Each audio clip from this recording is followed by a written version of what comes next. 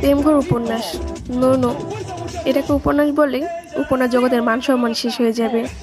আবার একজন নিজেকে পাঠিকা দাবি করলেও ঘৃণ হবে নিজের উপর। সাহিত্য জগতে আলোড়ন সৃষ্টিকারী একটি উপন্যাস হলো প্রেমঘর। এই উপন্যাসে রয়েছে হাজারো ফুলের সুবাস, থুকু বাসরের সুবাস। আপনি হয়তো ইতিমধ্যে কয়েকবার পড়তে গিয়েছিলেন, কিন্তু 4 পর্ব পর্যন্ত এগিয়ে পা আটকে গিয়েছিল।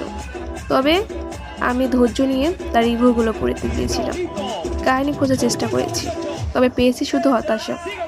এই উপন্যাসের রোমান্টিক অংশগুলো স্কিপ করলে যা পাওয়া যাবে তার নাম হচ্ছে কিছুই না, কারণ কোনো কাহিনী নেই। সাদা নৌসিনে প্রেম করে, কলেজের বাসে একবার ওগুলো করে ফেলে, তারপর আবার বিয়ে, ব্যাস এটুকুই। ও হ্যাঁ, বিয়ের পরে একেবারে অসুস্থ হয় নৌসিন, সুস্থ করার জন্য আবার ওইসব করে, কাহিনী শেষ। আপনারা নিশ্চয়ই ভাবছেন তাহলে উপন্যাসে এতগুলো পর্ব কি লিখেছেন?